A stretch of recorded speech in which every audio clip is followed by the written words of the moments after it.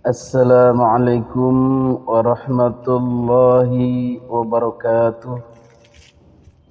Alhamdulillah wa syukrulillah wassalatu wassalamu ala rasulillah Muhammadin ibn Abdillah wa man tabi'ahu wa mawala, amma ba'du. Hadirin para netizen yang dimuliakan Allah subhanahu wa ta'ala, pada kesempatan kali ini kita akan mengomentari sikap daripada Kapolres Gresik, yaitu kalau tidak salah yang baru adalah AKBP Arief Kurniawan. Ada apa rupanya dengan Pak Arief Kurniawan ini? Ternyata beliau dalam tanda kutip disandra. Disandra, dikepung, digeruduk massa.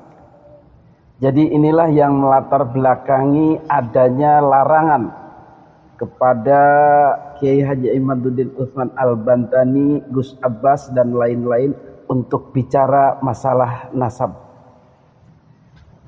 Jadi kita bisa memahami kenapa beliau bersikap berat sebelah, tidak adil, memihak salah satu, dan bukan lagi pengayom seluruh masyarakat Indonesia, tetapi sudah menjadi bagian daripada habaib, bagian daripada ba'alwi atau bagian daripada mukibin.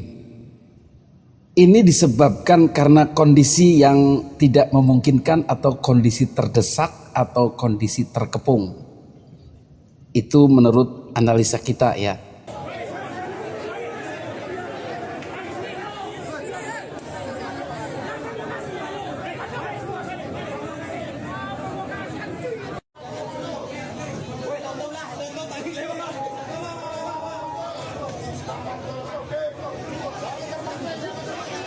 Ini yang pertama datang ke sini ini sebenarnya juga untuk mengikuti pengajian. Tapi yang pertama, yang paling penting Kiai Imaduddin itu tidak berceramah.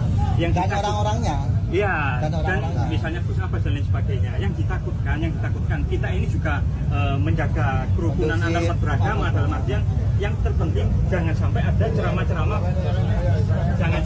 ceramah-ceramah provokator, menghina satu sama lain, itu tidak dibenarkan. Jadi soalnya setiap kali ceramah, bukan hanya di sini, dimanapun itu ceramahnya provokator kan banyak. Kita bukti-buktinya di media sosial sangat banyak. Sudah menjadi rahasia umum bahwa dimanapun aparat ketika dia terkepung dengan kekuatan yang seadanya tidak berimbang dengan massa, maka mereka cenderung melemah. Kemudian dalam tanda kutip cari aman, untuk sementara itu menyerah dengan keadaan. Saya dari orangnya Bali Badri Sahli. Abah Badri minta Imat suruh pulang. Imat suruh pulang, suruh diusir. Semua orang nggak boleh, nggak ada yang ini. Loh, ini maunya Bali Badri Sahli loh ini. Bukan masalah Bali Badrinya. Saya menghormati teman-teman sekalian, ya. Saya menghargai, tujuannya saya menghargai. Tapi di negara ini tidak boleh ada satupun mengintimidasi orang untuk berbuat kebaikan. Ini adalah pengajian. Bukan intimidasi kan? Semua ini ada Bukan intimidasi kan? Karena ada sebab musibah. Bukan intimidasi kan? Iya, nggak mungkin sampai begini kan? Gitu kan? Gitu. Bukan intimidasi kan? Nggak boleh.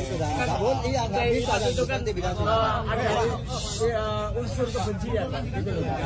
Di media sosial, di TikTok, banyak bisa dikendalikan nggak? Nggak bisa dikendalikan nggak? Bali Badri itu Sahli itu. Kalau memang Kiai Imaduddin Diam. Mohon kesadarannya, ada perwakilannya, rekan-rekan. Sabar, tenang. Mohon tenang. Saya udah tahu Pak. Saya sudah pernah. Seluruhnya mohon tenang. Kita kondisikan. Tolong si ini tolongannya jangan dipanggungkan. Ini sudah ada perwakilan. Itu harapan masyarakat kita. jadi gini kan. Pada kasus sebelumnya juga terjadi di UIN Syarif Hidayatullah Jakarta itu, ketika itu akan diadakan diskusi ilmiah, kajian nasab secara akademis di kampus padahal, tetapi tiba-tiba panitia membatalkan dan aparat pun tidak siap. Karena apa? Karena ada tekanan dan ancaman dari pihak yang tidak ingin diskusi tentang nasab ini digelar. Dan akhirnya kegiatan itu urung dilaksanakan atau tidak jadi dilaksanakan karena faktor keamanan tersebut.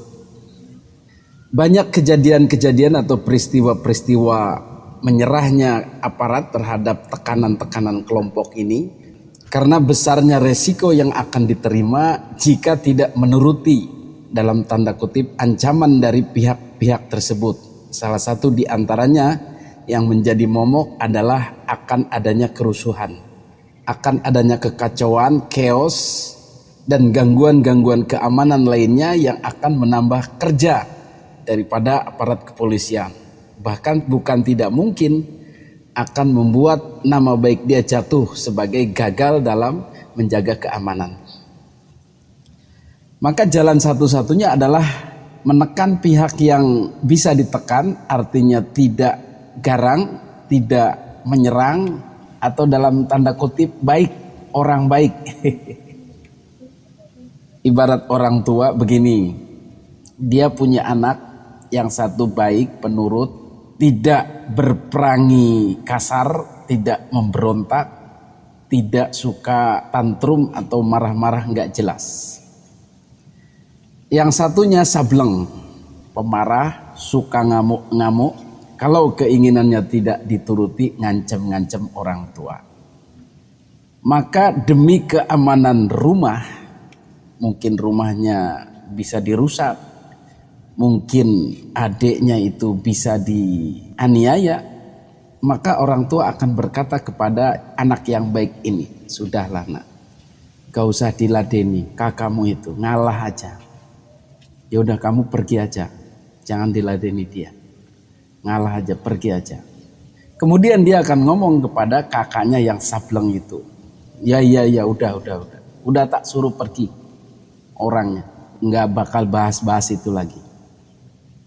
Maka dengan demikian bereslah masalah itu dengan mengorbankan si anak baik tersebut.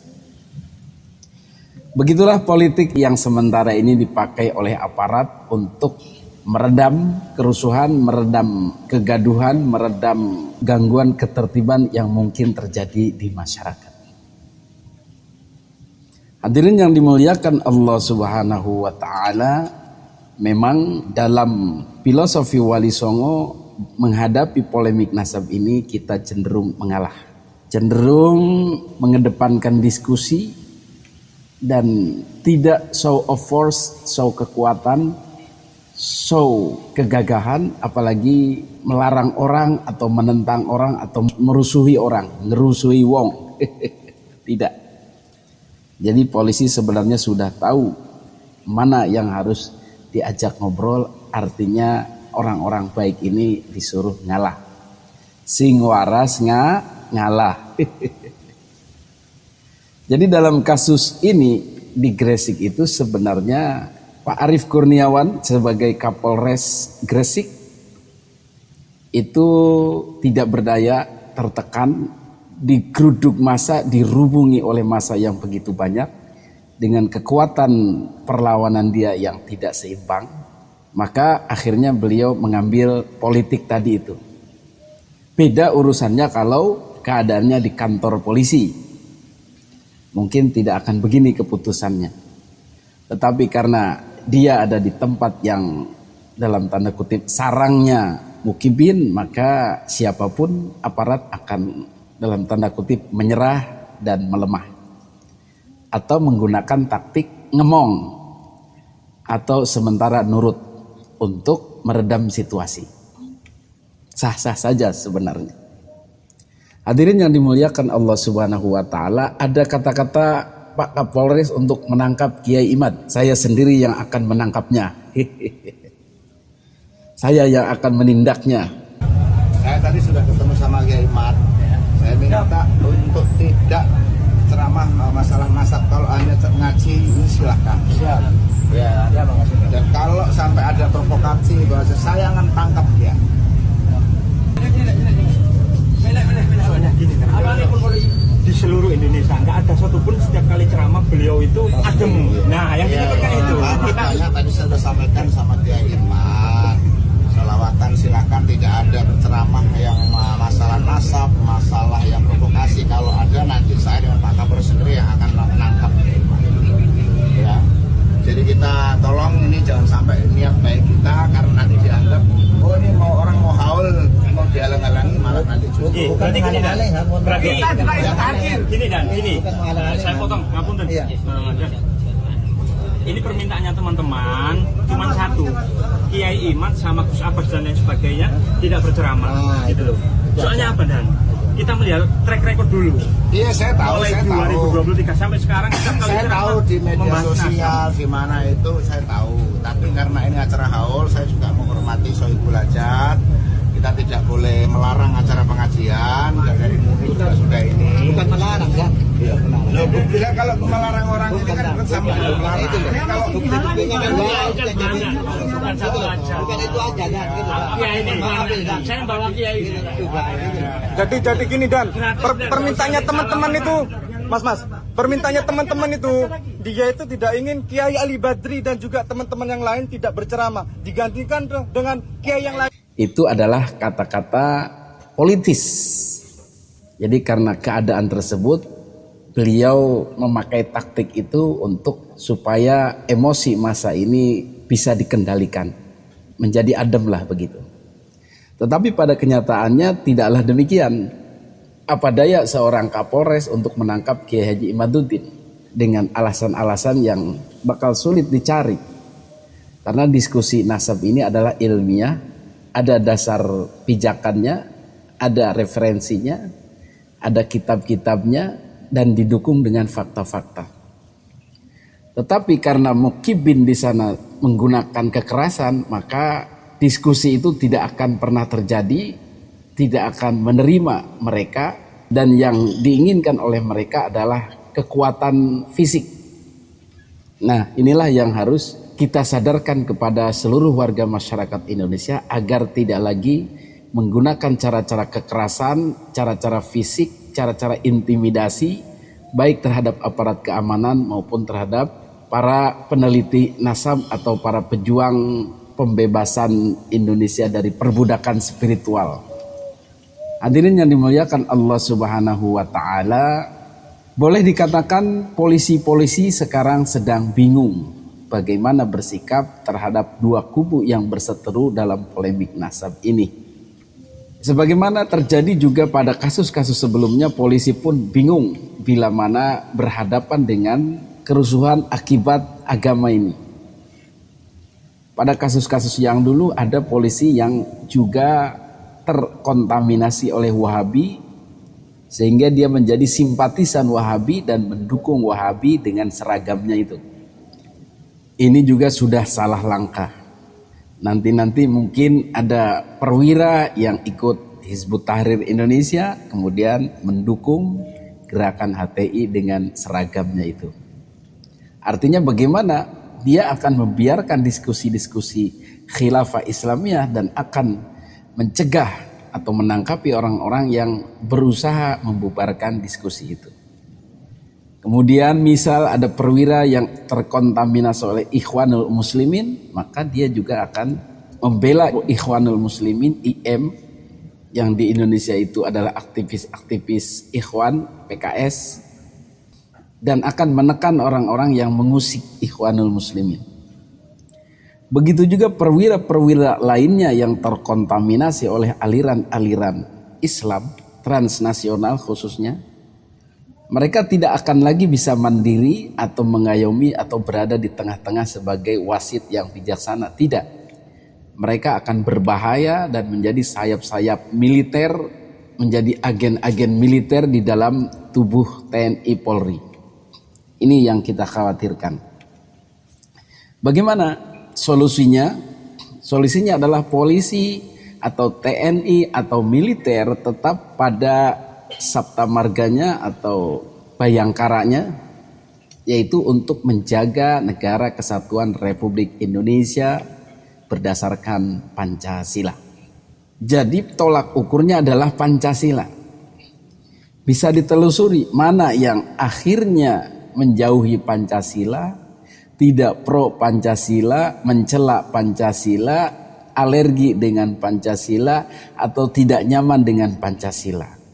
Maka inilah sebenarnya standing point-nya. Tempat berpijaknya Polri untuk membela itu di mana? Ya di situ, di mana ada kelompok yang berdiri bersama-sama membela Pancasila, itulah yang akan ikut dibelanya. Begitulah kira-kira pendirian Polri itu. Bagaimana dengan Wahabi? Mereka juga harus belajar bagaimana Wahabi itu hubungannya dengan Pancasila, sikap-sikapnya terhadap Pancasila, sikap-sikapnya terhadap NKRI. Begitu mereka berkenalan dengan HTI, mereka juga harus belajar bagaimana sikap-sikap HTI terhadap NKRI. Sikap-sikap, pola pemikiran HTI terhadap Pancasila. Pola-pola pemikiran HTI terhadap ideologi-ideologi luar Islam. Begitu juga terhadap ormas-ormas FPI lama dulu itu yang dibubarkan itu. Polisi juga harus bisa merunut karakteristik ideologi daripada FPI lama itu, misalnya bagaimana sikapnya terhadap Pancasila, bagaimana ideologinya yang bertentangan dengan Pancasila, bagaimana niatnya dalam mensyariahkan Indonesia dan seterusnya. Nah, pengetahuan polisi terhadap karakteristik dalam agama Islam inilah yang akan menjadikan mereka bijak atau tepat dalam mengambil keputusan. Bagaimana misalnya perseteruan antara kelompok Kiai Haji Imaduddin dengan kelompok para habaib. Nah, seharusnya polisi sudah bisa memetakan bagaimana standing point mereka itu dihubungkan dengan siapa sebenarnya yang sedang membela Pancasila dan NKRI, yang sedang menegakkan kemerdekaan Indonesia, kewibawaan bangsa, jati diri bangsa, dan siapa yang terkoneksi dengan faham-faham radikalis atau faham-faham ideologi negara Islam. Maka polisi sudah bisa menemukan benang merahnya di situ dan bisa mengambil pendirian. Hadirin yang dimuliakan Allah Subhanahu wa taala, maka pihak Ba'alwi dalam hal ini diwakili oleh Habib Rizik dan kawan-kawan yang dulu menyuarakan NKRI bersyariah, maka polisi sudah bisa menemukan puzzle-nya. Bagaimana habaib ini terkoneksi dengan syariah, negara Islam bersyariah misalnya. Bagaimana habaib ini terkoneksi dengan negara luar, Yaman misalnya. Bagaimana kontribusinya terhadap nasionalisme Indonesia. Bagaimana kontribusinya terhadap penguatan keindonesiaan dan seterusnya. Ini polisi sudah harus bisa memetakan atau membaca atau mempelajari.